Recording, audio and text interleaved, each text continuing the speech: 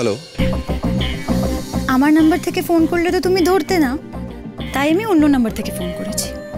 রুষা, আমি তোমার ফোন ধরি না।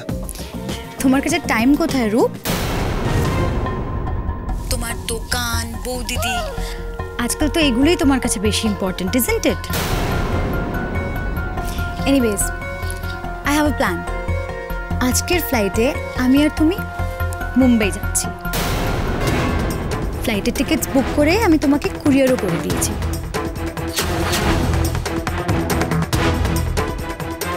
পেয়েছো নিশ্চয়ই? হ্যাঁ, কিন্তু নো ইফস এন্ড বাটস। আমি তোমার জন্য এয়ারপোর্টে ওয়েট করব Roop. See you there. By.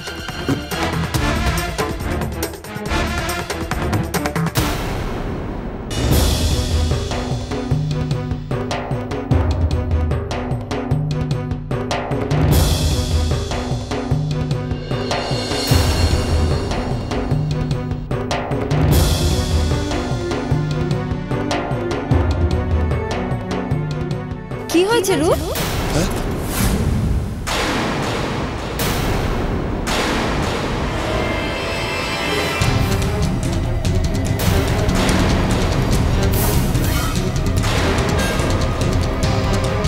এটা কি?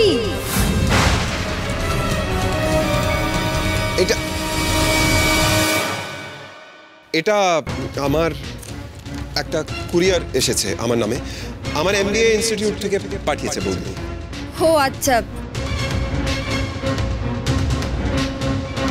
রূপ, তোর কি কিছু হয়েছে রে? আমার না তো। তোর মুখটা দেখে মনে হচ্ছে তুই টেনশনে আছিস। টেনশন? আমি না বৌদি, একদম না। আমার কিন্তু মনে হচ্ছে কিছু একটা হয়েছে। বৌদিদি, তুমি ভুল ভাবছো বৌদিদি। না, কিচ্ছু হয়নি। রূপ, তোর বৌদিদির সাথে যদি মনে হয় যে কিছু শেয়ার করবি, তুই কিন্তু একদম হেজিটেট করিস না। তুই আমাকে বলতে পারিস, তুই একটু হালকা হবি তাহলে। 100 বার। এই রূপ, আমি না মাকে নিয়ে একটু বাজারে যাব, বুঝলি? আসছি।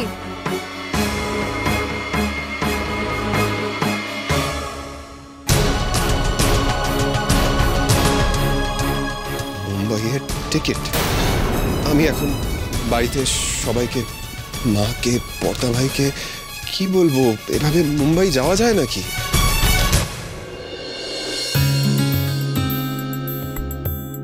বাজার তো পুরো আগুন।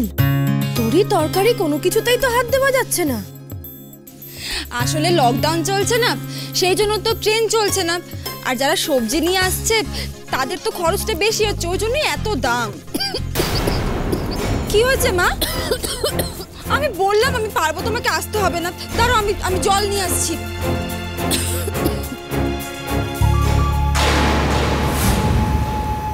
কনগ্রাচুলেশন লক্ষ্মী, তোমাদের অনলাইন ব্যবসা তো দারুণ চলছে। ধন্যবাদ।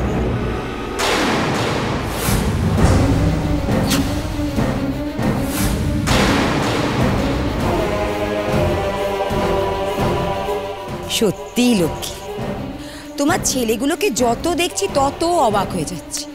তারা আগে ছিল লক্ষ্মী স্টোরসের মালিক, এখন হলো কিনা লক্ষ্মী স্টোরসের ডেলিভারি বয়।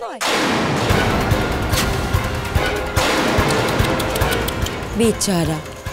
আচ্ছা লক্ষ্মী, তোমাদের এই 3 পুরুষের ব্যবসায়ী বনেদি বংশ, তোমার ছেলেরা এই বংশের মুখে একেবারে চুনকালি লাগিয়ে দিল। হ্যাঁ, তোমার মান সম্মান একেবারে জলাঞ্জলি দিয়ে দিল। কি করে পারলো গো? আর তাছাড়া তুমি ভাবো, তোমার ছেলেরা এই বাড়ি বাড়ি ডেলিভারি করতে গিয়ে তাদের ওই সোনার বর্ণ গায়ের রং একেবারে রোদে পুড়ে বেগুন ভাজা হয়ে যাবে।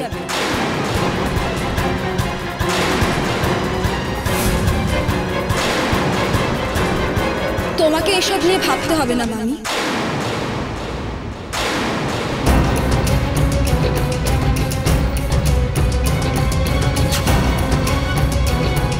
তুই চুপ কর। দেখছিস আমি আর লক্ষ্মী কথা বলছি, অমনি মাঝে কথা বলতে হবে। হে লক্ষ্মী, শোনো না, বলছি তোমার টাকা পয়সা লাগলে বলতে পারতে। আরে সময় আমাদেরকে তোমরা সাহায্য করেছো। আরে টাকা পয়সা লাগলে আমাদেরও তো তোমাদের সাহায্য করা উচিত, তাই না? তোমাদের সাহায্যের কোনো প্রয়োজন নেই আমাদের, হৈমন্তী। এটা তুমি কি বললে লক্ষ্মী? রাগ করেছো আমার উপর? এই দেখো না, এই গরিব দুঃখীদের মানে ভিখিরিদের একটু দান ধ্যান করলে আমারও খুব ভাল লাগে। তা তুমি যখন সেই সুযোগ দেবে না, তাহলে আমি আর কি করতে পারি? যাকে শোনো না লক্ষ্মী, আমি তোমাকে বলে যাচ্ছি, এই ভাগ্যশ্রী তোকেও বলে যাচ্ছি, শোন, যদি টাকা পয়সা দরকার লাগে বোধায়নকে বলিস, আমাদের বাড়ির দরজা কিন্তু বিক্রিদের জন্য সব সময় খোলা। বর্ধা ভাই বসাক বাড়িতে গেছে রোহিণীদির অর্ডার ডেলিভারি দিতে। আমি আবার জানো তো লক্ষ্মী, কোনো ভিখিরিকে ভিক্ষে না দিয়ে ফেরত পাঠাই না। তুই তো জানিস তোর মামিকে, তাই না? আসি ভাগ্যশ্রী। এই লক্ষ্মী এলাম গো, সাবধানে থেকো।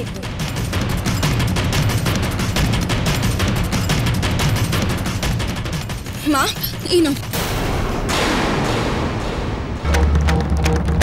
তোমার এই বাজে বুদ্ধির জন্য আজকে এক হাট লোকের সামনে আমাকে হৈমন্তী অপমান করার সাহস পেল। মা, মামার মুখে শুনেছি যে বোধিদার দাদুর বাবা নাকি লোকের বাড়ি বাড়ি গিয়ে কাপড় বিক্রি করত।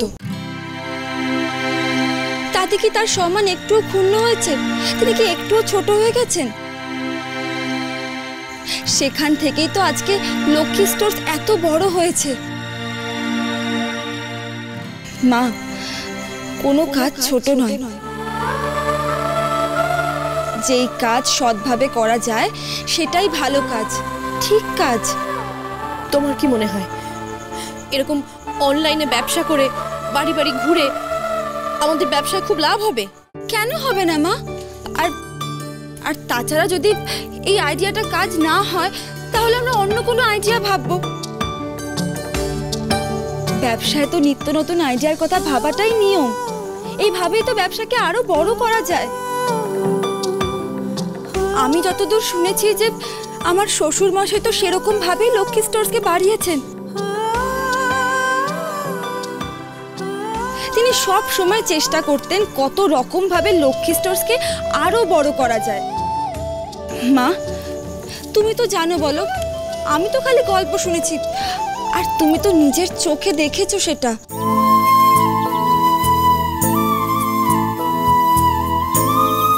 এইসব করতে গিয়ে যদি আমার ছেলেদের কোনো ক্ষতি হয়ে যায় না, আমি কিন্তু তোমাকে ক্ষমা করব না, এটা মনে রেখো তুমি। মা, এই নাও 100 কাঁচা লঙ্কা আর 1 কিলো টমেটো নিয়ে নাও। হ্যাঁ মা, দাঁড়াও, তুমি একটু এইদিকে দাঁড়াও, আমি এক্ষুনি নিয়ে আসছি। মা, কোনো কাজ ছোট নয়। উনিও ঠিক এরকম করেই বলতেন, কোনো কাজ ছোট নয় লক্ষ্মী। এই মেয়ে সব কথায় একটা করে যুক্তি দিয়ে দেবে, জিভের ডগায় সব উত্তর যেন একেবারে রেডি হয়ে থাকে।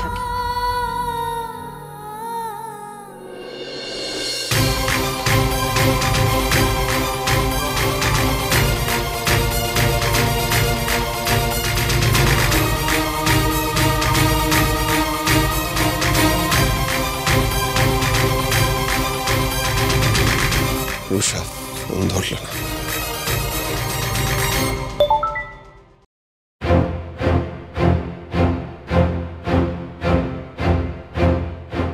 আমি তোমার জন্য এয়ারপোর্টে ওয়েট করব, আর ঠিক 4 ঘন্টা বাদে আমাদের দেখা হবে এয়ারপোর্টে।